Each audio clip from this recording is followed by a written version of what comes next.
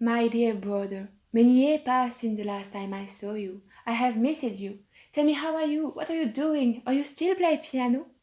A lot of things doing in my life, you know. Brother, do you remember my wife Louise? Now we have 5 children together. Such a beautiful kids. You have to see them one day. Do you remember when we were young and we were playing violin and piano together? I have these memories each time before falling asleep. Father was teaching us music theory and how to play. Of course, we didn't listen to him because we were children, we just want to play outside. I miss him, you know. Do you remember the conservatory? Now I'm teaching the violin there. Can you imagine? The conservatory from which I was expelled for my lack of progress? Let me tell you how this happened. I was playing in the street to help our parents when Henri Vieuxtemps heard me and thought that I was talented. He asked the conservatory to take me back, and few years later, I've been graduate. I started a career as the principal solist of the Benjamin Belize Orchestra and become a solist for one concert in Paris. But you already knew that part. During this time, I composed a lot of music, like the Scene Sonata Op. 27. I received a professorship. I became famous all around the world. Before the First Mondial War, New York Philharmonic asked me to become the music director, but I declined the opportunity. After Louis' death, the 9th February 1924, I married one of my students, Janet Dansin. Few years later, Vieuxtemps asked me to come back to the countryside just to play for him one last time. It was very difficult. Now I'm suffering with an extreme ravage of diabetes, but I live I live a beautiful life with any regrets, where I travel all around the world thank you to the Second Industrial Revolution, and I did what I love. Thank you, brother. I love you, Eugene. Hi, everybody. As you already know, my name's Jesse Owens, famous American athlete, four-time gold medalist at the 1936 Berlin Olympic Games. And today, I'm going to tell you one of my favorite stories ever. I had already been in Berlin for several days at the time, and we had traveled across the Atlantic Ocean by boat. The political system during this period wasn't to my advantage. Germany was ruled by Hitler, who imposed the Third Reich since 1933. The competition was running smoothly for me. I had already won the 100 meters gold medal on 3 August, and I also broke the world record despite of the bad weather. So here we are, 4 August 1936, for long jump trials. The stadium was full of people, and my roughest opponent was Louis Long, a tall German athlete with blue eyes and blonde hair. He was the perfection of the Aryan race. I was ready to start the event. I had a total of 3 qualifying jumps. On the first one, the referee showed his red flag because he saw me jump beyond the takeoff board, and I was convinced that he had a strategy to disqualify me, and the second one went worse. So I decided to walk a bit off the pitch to manage my anger and my frustration. Suddenly, I felt a little tap on my shoulder, and it was Luz. He introduced himself, and I was impressed by his English skills. So we talked a bit, and he told me, "Why don't you draw a line a few centimeters before a takeoff board? Like that, you'll be sure to qualify." Back on the pitch, I drew this line 30 centimeters before the takeoff board, and I jumped the farthest I could. And this jump was the good one. I had my ticket for the finals. 5 August 1936. I made it. I won the gold medal. Luz won the silver one, but he was the first to congratulate me right in front of the eyes of Hitler, who was full of anger. After the Olympics, Luz and I became really good friends, but a few years later, I found out that he died during the war in the city of Acate, Sicily. And this is how the stories end. Thank you for your listening.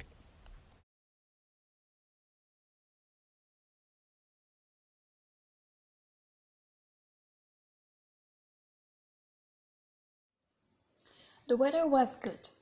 I was wearing my favorite dress and my gloves for the occasion.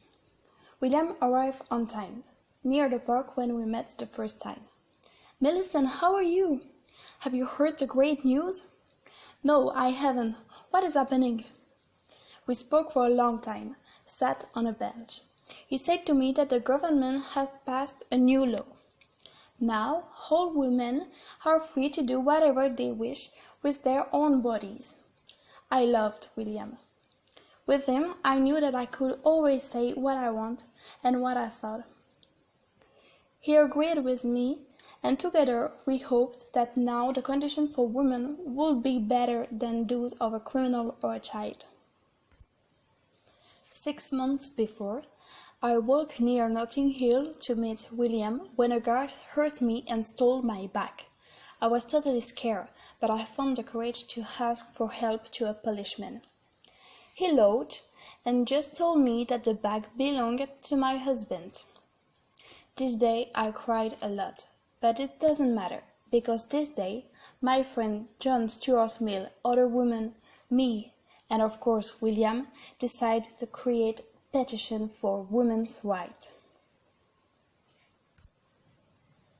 It was the night. Somebody was at the door. It's strange, I thought. She was an older woman. I had never seen her before. We could see on her face that she had cried a lot before coming.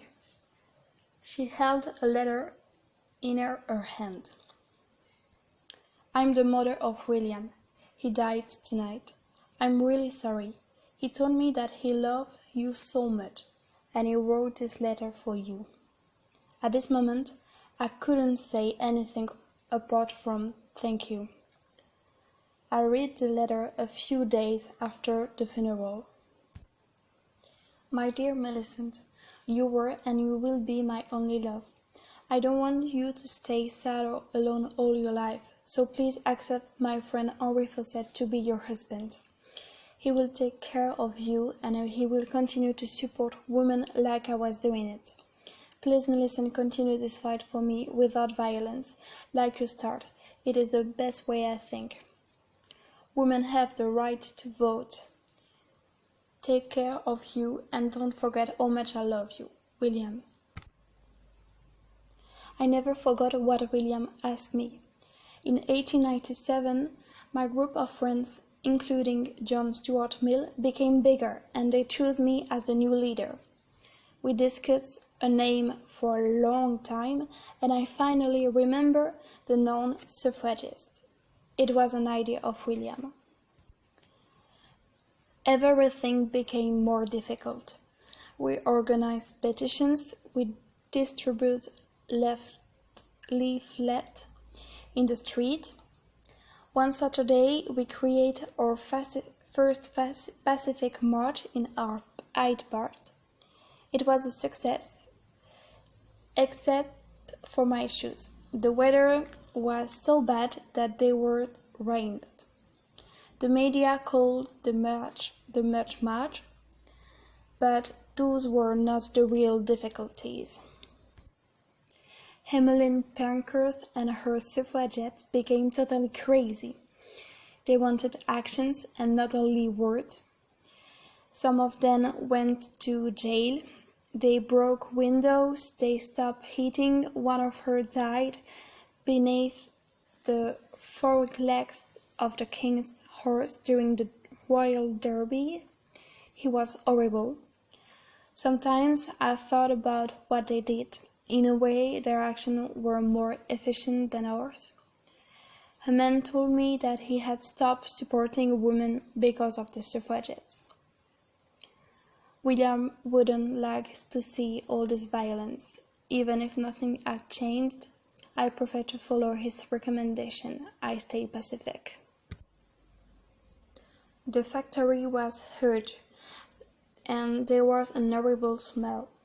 We had to make the wishbone for the soldier. It was very tiring to repeat the same movement all day. There were 50 women who worked here every day. The war began. That was 3 years ago.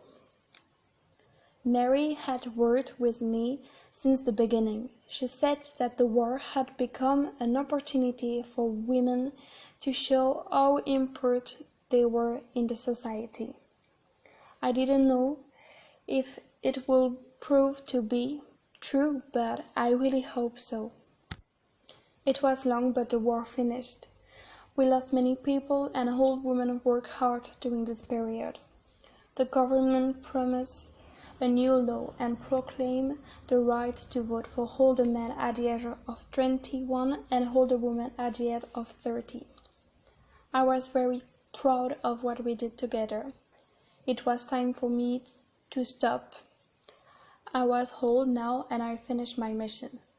I knew that a lot of other girls would continue what we had begun. I was born on August 19, 1883 in Saumur.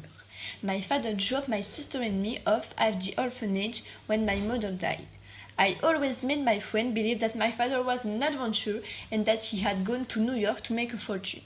I met my husband in 1899 when I went shopping for the sister. "Hello, miss, I see you're having trouble carrying all this back. Do you need help?" he told me.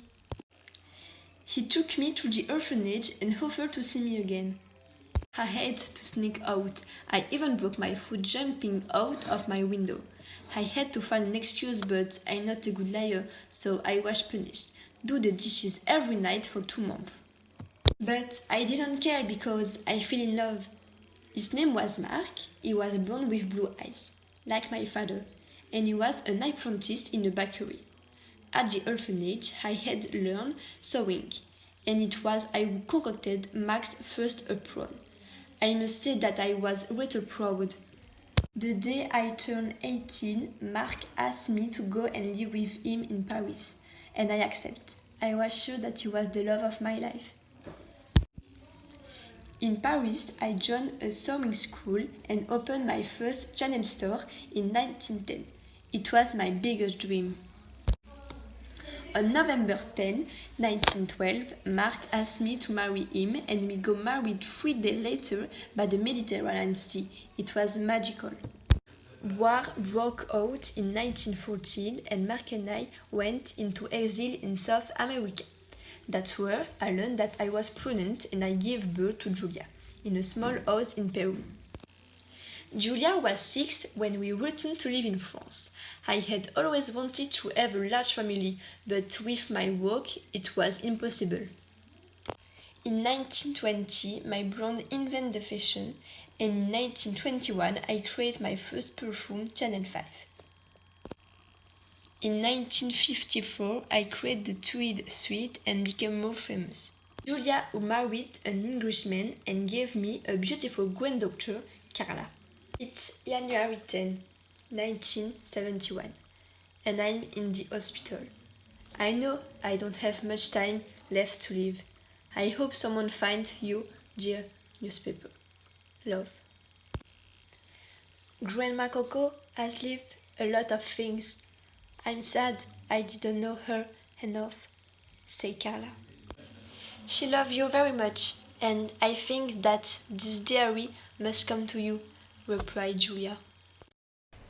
On the 6th of April 1889, in London, a child named Charlie Chaplin was born, surrounded by his mother, Hannah Chaplin, and his father, Charles Spencer Chaplin, both musical artists. 2 years later, Charlie's parents broke up. Charlie grew up in poverty and hardships with an absent father and a mother in financial difficulties.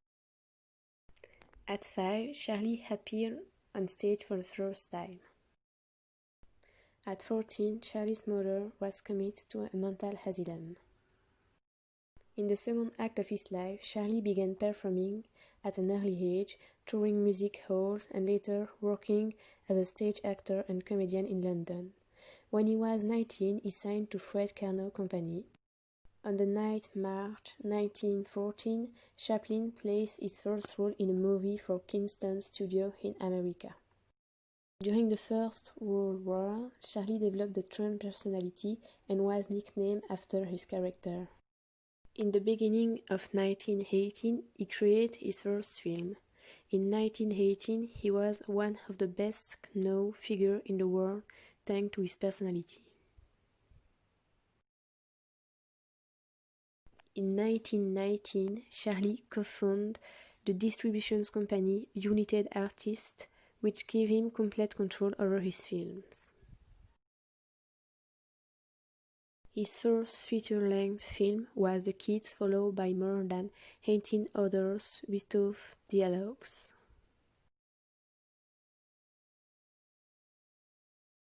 In 1940, in the United States, Charlie Chaplin created his first sound film with The Great Dictator, who mocked Adolf Hitler, and his popularity declined rapidly.